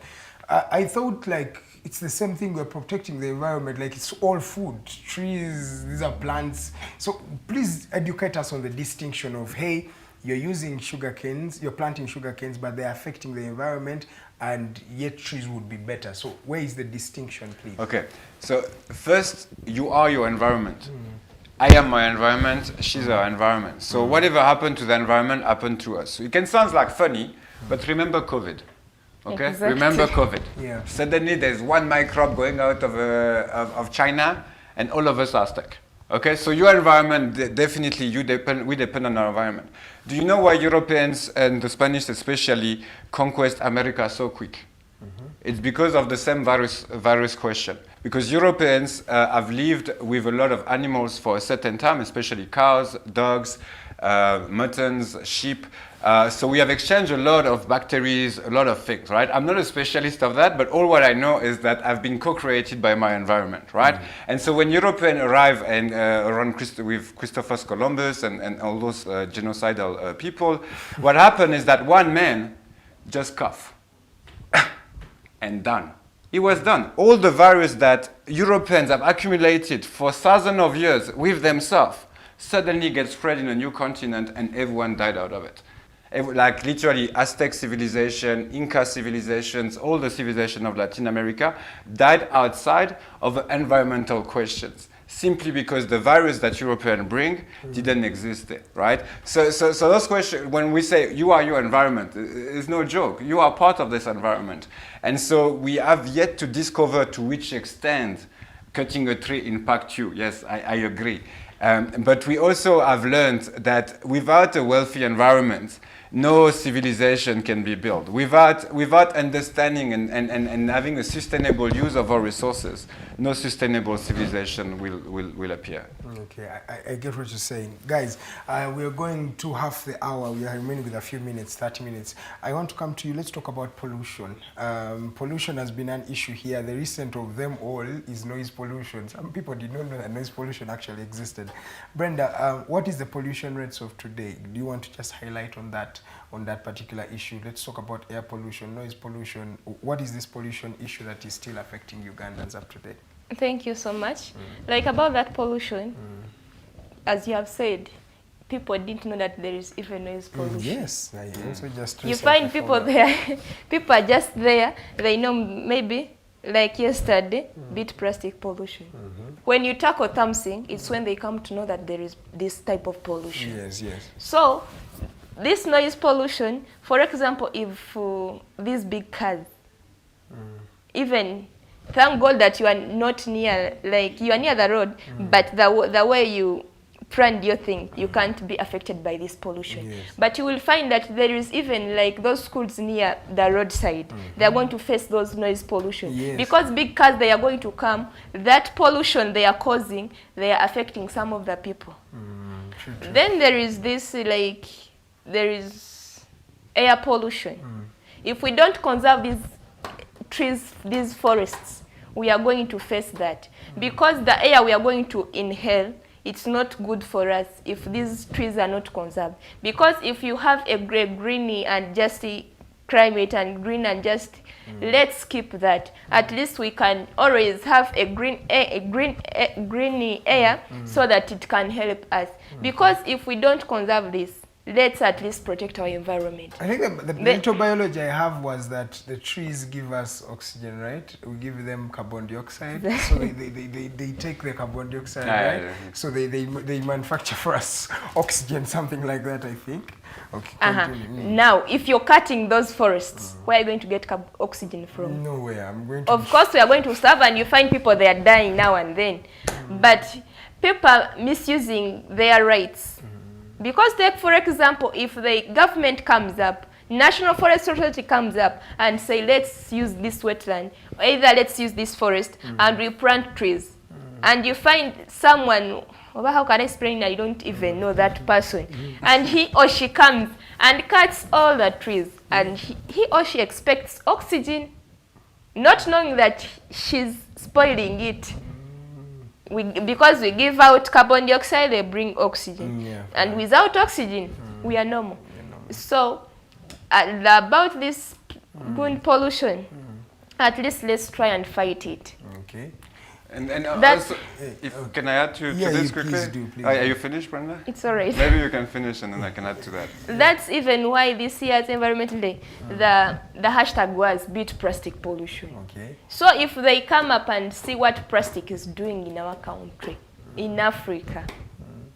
But Thomas, you're also going to speak to that, but also add in, do you know that is it a problem of knowledge of the population about these things? Do they don't know that plastics are harmful, like caveras are also, polythene is harmful to the environment?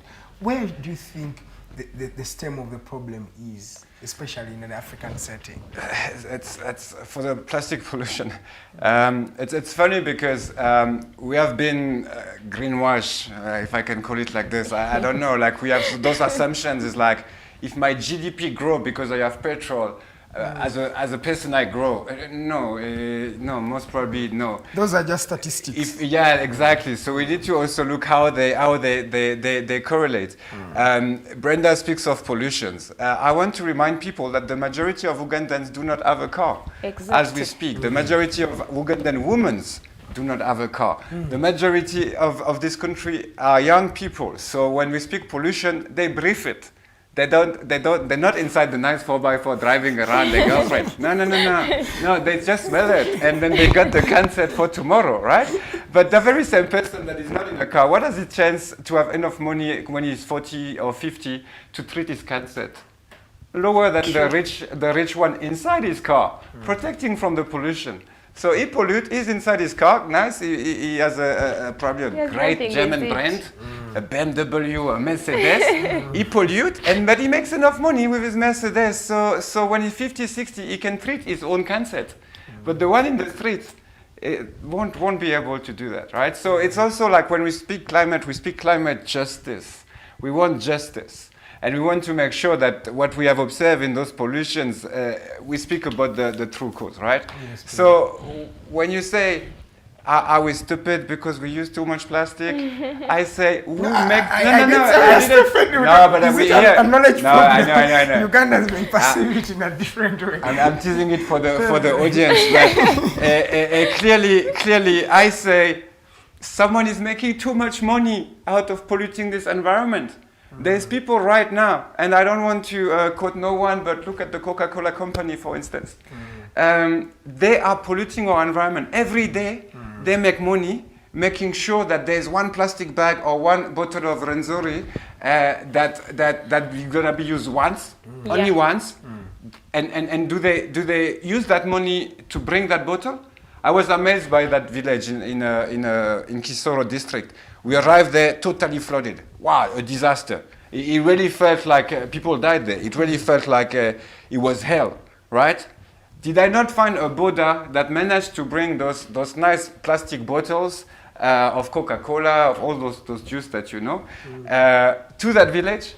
But inside the flood, where the bottles floating here, the plastic, all the plastic of all the other hills have ended up in that little village, and yet they still find a man to go and drop more plastic. But why aren't we paying that man to collect the very same plastic that his company make money out of? Why does Coca-Cola make money outside of selling us single-use plastic, but cannot use a single slide of that money to catch it back, to bring it back, to take it back from where it is? Look at the places like, we're working on buoys for plastic for those questions. There's plastic everywhere, but some people make money outside of plastic. So I'm not saying Ugandans are the problem. What I'm saying is that the people that make money out of it are greedy. Exactly. And they are the problem. They're not giving back. They're not giving back. And also, you find like these people who pick plastics, they go and make their own things. For example, if they can make dustbins, they can make bags out of them. But you find the cases here. is chasing them away. Do you think those people are going to go back and pick those plastics? Not really, because they are not benefiting from it. So at least if KCCA can leave those people to sell their made products, I think we can even fight this. Because someone is not going to go there in dust and pick everything, washes it, the process he or she passes through. Then after bringing the product made from those plastics, you find KCCA is taking him or her with his things, sleeps in jail, like they have to even pay for her to get out of sales. You find that plastic pollution is going to be of our daily song. Yeah, but plastic is a profit. Until you arrive to the shop, it's someone's profit. As soon as it's sold, it becomes a society risk. But you see, suddenly we all have to handle it. No, you see what I'm trying to say is this. There is a law that was made by Parliament recently, I think around 4 years ago or something. And this law was barring the use of polythene bags. I think you remember that law. Yeah, I do. It has been there for like now 5 years, I'm telling you. But it's not being implemented. The problem the plastics are everywhere, but the law is there. The problem is we Ugandans, like actions. As you know, actions speak better than words, but we are just seeking on those words. We are not putting it in action. For example, like if they said, let's put dustbins in our cars. So if you move around, how many taxis have those dustbins? None of them. They just litter, where you will find plastics. We are going to sing of plastics now and then. That's why I was telling you that it's a people problem to some extent. Because we know these things. They have told us Kavera is going to affect the land in this way. We have adverts even right here on Digitalk TV that are running. And another thing is people, even if they told them, the government came up and said, let's have this in our car. Let's put dustbin here and here. But even you might find a person is going to slow the plastics here, and the policeman is standing there. Nothing's going to be done. All the policeman is on throw. Even the policeman will just get water Renzol and throw there, not knowing what he's doing. Actually, we appreciate the Serena Gun. They are now using this bottle water. They are just fighting plastic pollution. Exactly. We are happy for them, because if you find that we are just here, we say let's beat plastic. But even if you go outside, you will buy Renzol. Policemen are taking water, but you find they are the ones throwing those plastics in unwanted places, because they cannot even come out and say let's beat plastic when they are the ones causing it. Yes, and I also want to take this opportunity to tell the government we need dustbins all over Kampala. Do you realize that you can move in Kampala for a kilometer without looking for it? I was walking recently with a bottle as well of soda, and I looked for a place to throw even those dustbins. And I could not see it. Until I reached a home of my friend and I say, you will throw this there. Even those dustbins that are there, maybe they press them there when we were in our primary things. You find that dustbin is already, even people cannot even use that. Instead of putting it there, you better slow it there. That's what they are doing. But even me as a foreigner, since I arrived, I'm so stressed about the amount of plastic that I'm given. Like I buy one banana, someone is giving me a bag of plastic. I'm like, no, that's my banana. It already has some sort of plastic outside, you know? It's almost like a fast food, right? But like, if we just blame the people, we forget one strong element, which is who has built the alternative, and why is there no alternative? There's no alternative because right now plastic is the best way to make money. It's as simple as that. If tomorrow they discover that bamboo, they can make more cash out of bamboo, we're all gonna use bamboo in our glasses and our bags. The problem is plastic make money, and we don't want to provide and to come with law that actually touch on that money. We say if you sell plastic in Uganda, 30% of the profit you make need to be used in order to collect back that plastic. This is a law. No, what we say is the small shop cannot deliver the plastic. But actually the big shop, the big producer, he can still produce his plastic in Uganda, import it, and sell it here. But the last one, he cannot buy it, and even the customers, the customers is responsible. You have accepted that Renzori bottle. I want to drink. We have to drink. Nothing else is provided. If I could have like, I noticed for vodka, there's those big bottles and you can have like 3 centiliters or 5 centiliters, you buy it in the street. Why can't I buy my water that way? Why can't I just have a little cup inside my bag and go to a shop and ask him like to serve me like half of a liter of water and I pay? I don't need the bottle, but there's no alternative. Why? Because alternatives do not make money. So that's what we have to break down. That means we have a business perspective in that particular regard. It's clear for me. It's clear for me that all of this is money. All of this is a lot of work, right? To collect that plastic, it's a lot of work, right? Okay. So for people to work, we also need they also need money. So where does money come from? It comes from those companies that make money outside of selling plastic. So I think until we have an alternative, we should increase on the taxes these guys are giving us. 100, take everything. Because isn't that the issue? You in order for you to deter the consumption of a product or something, is you increase on more on the what on the taxes. The problem here is we have like the government has been coming out to protect this, has been coming out to stop this. But the problem is one, they don't take actions to be actions. Exactly. Because if it was that, those taxes that we are told to put dustbins in their cars, taxes would be there now. But still, they just took it a mere word. They just said, let's have dustbin in our car. They stopped there. We didn't see any action being done. Yeah, Did you see anyone getting? No, nobody has been go to something like that. But you see, that's the thing. I realize that the environment and climate change is a political question too much, because it goes back to the politics of this country. Because if the politics are intended to solve this particular issue, that means it would have been solved a long time ago. And then, okay, so I hope I'm gonna stay calm here. Yeah. I appreciate the argument and I like the conversation. Does your government spread plastic? Is your government sitting up on the morning asking himself how much plastic is going to import in the country?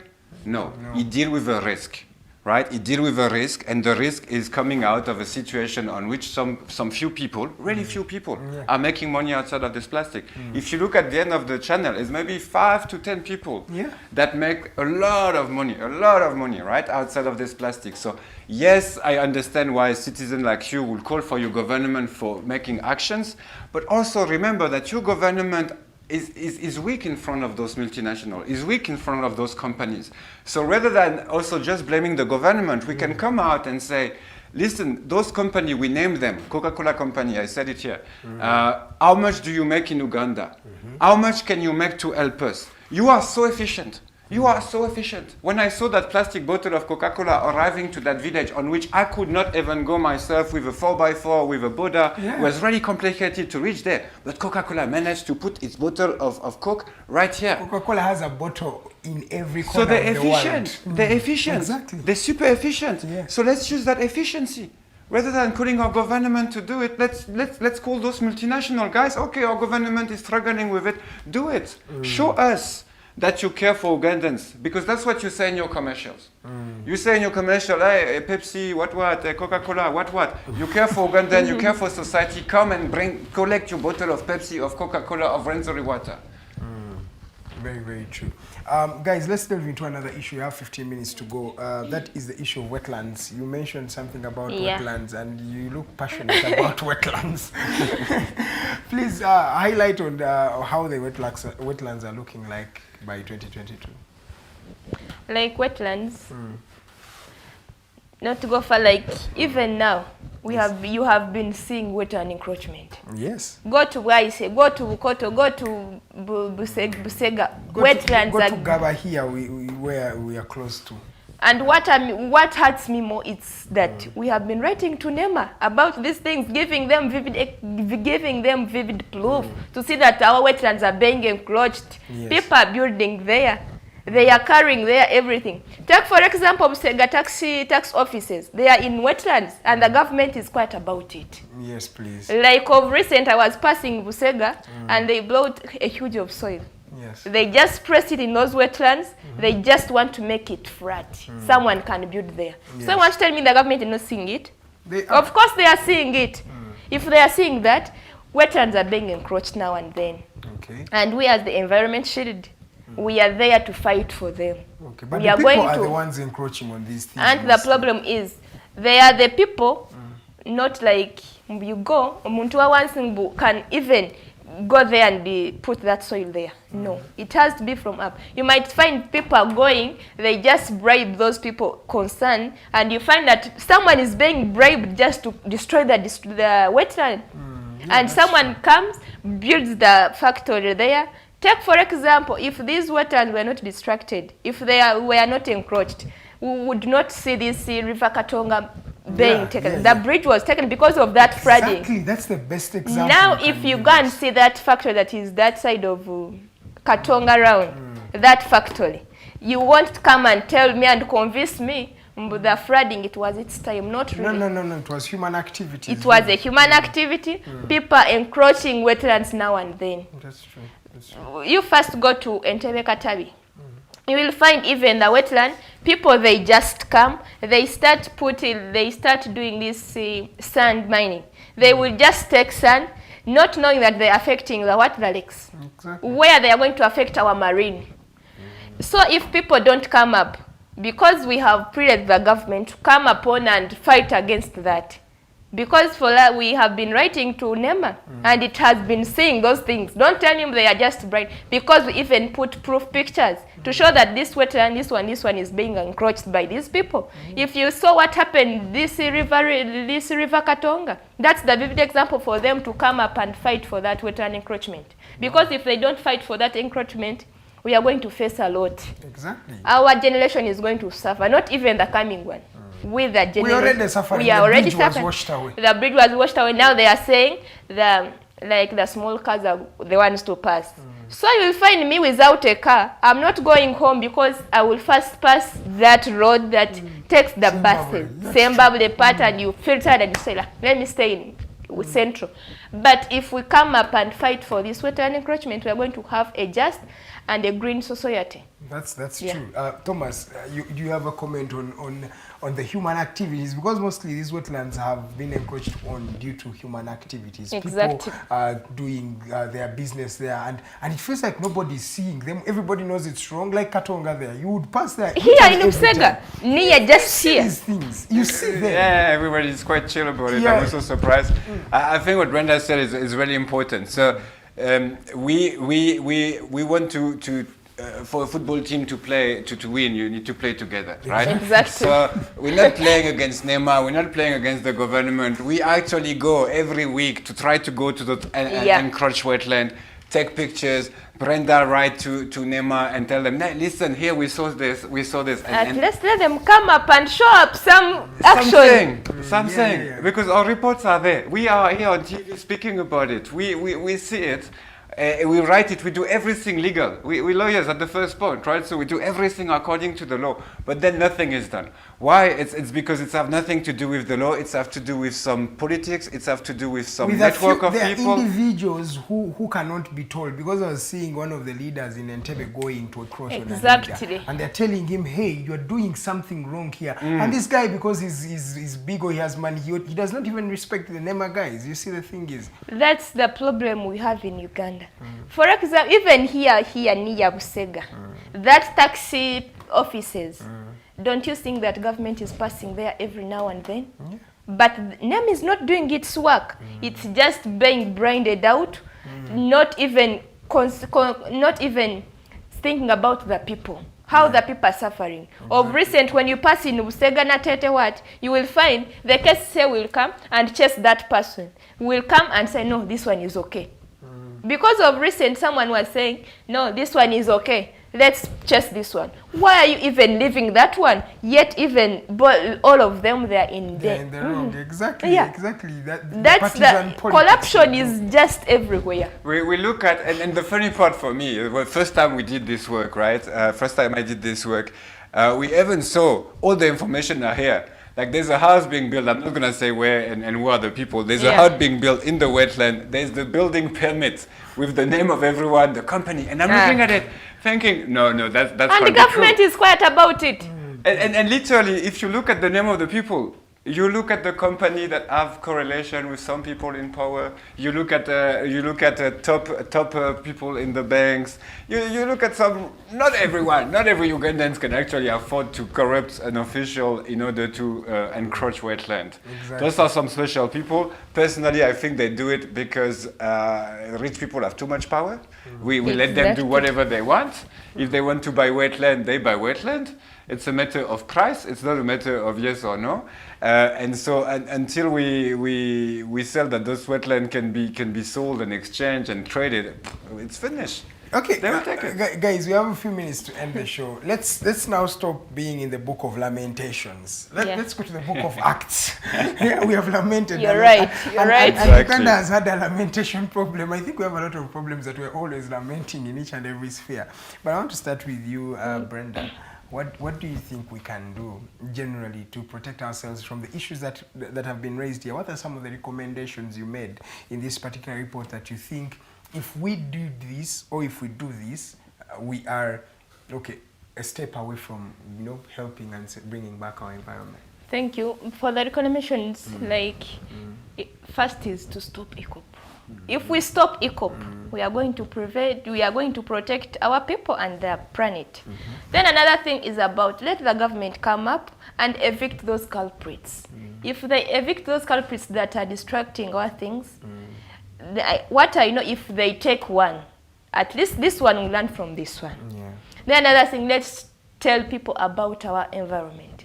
People are illiterate about it. People, they go, they cut trees, they do what, they not knowing what they are going to face. We are going to face El Nino very soon if we don't stop this.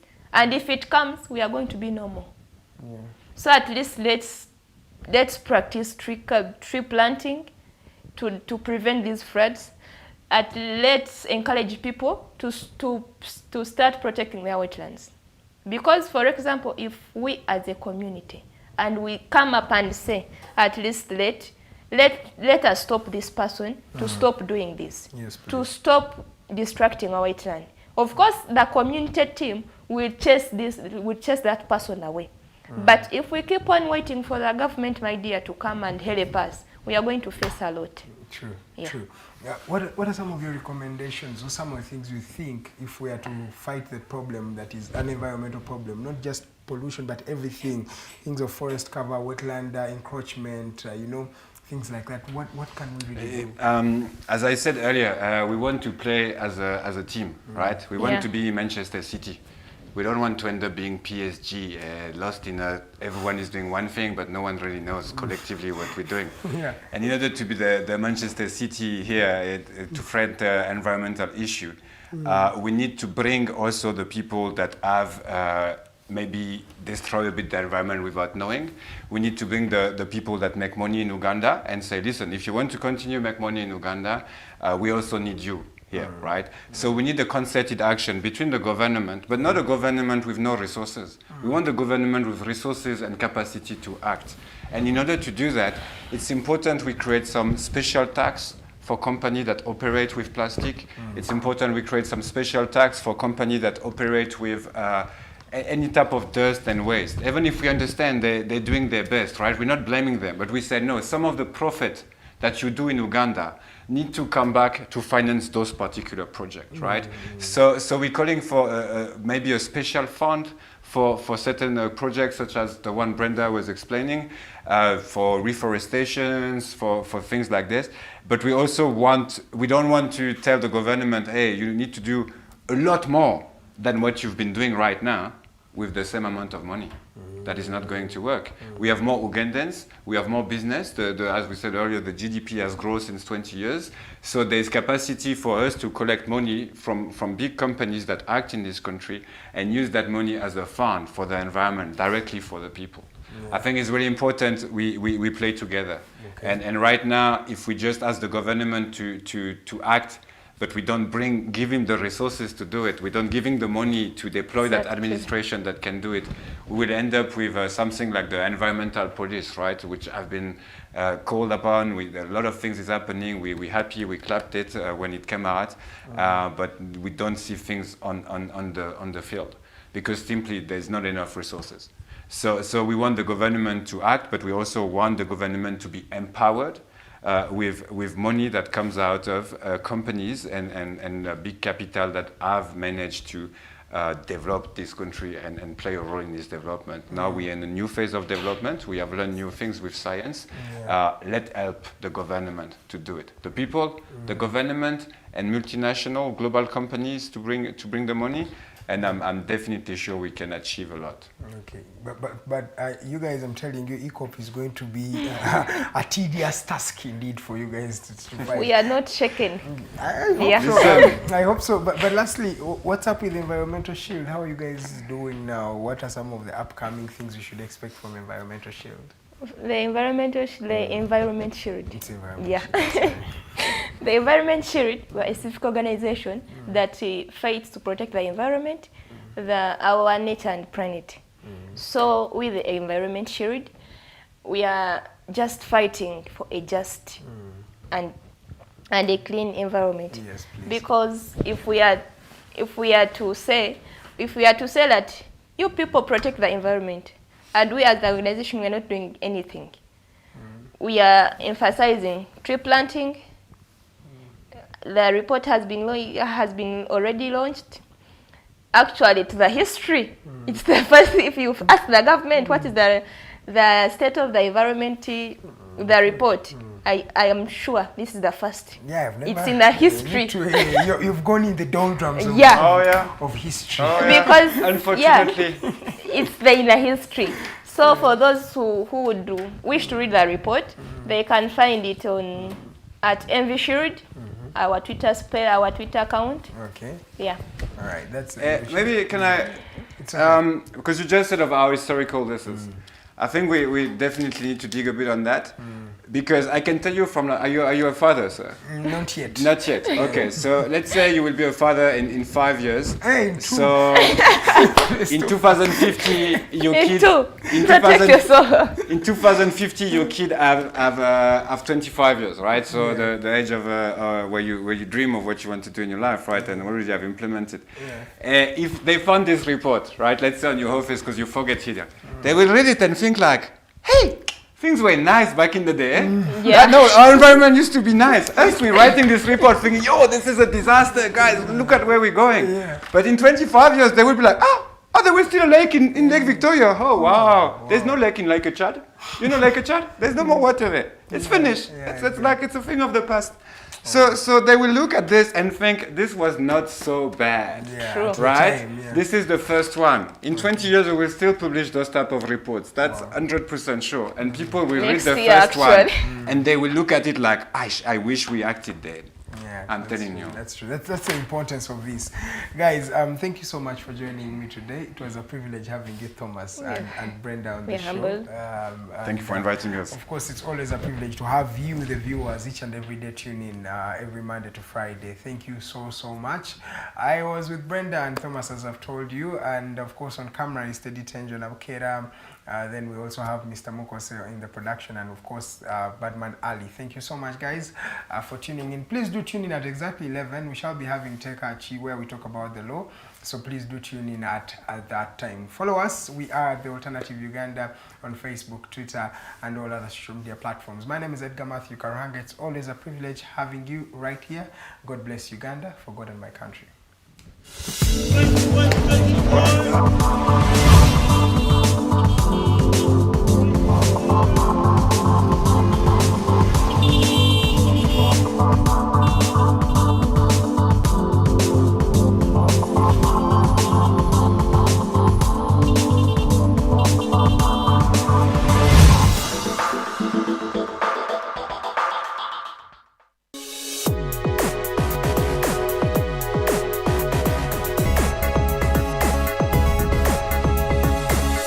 The Alternative Digitalk. Real issues, real talk.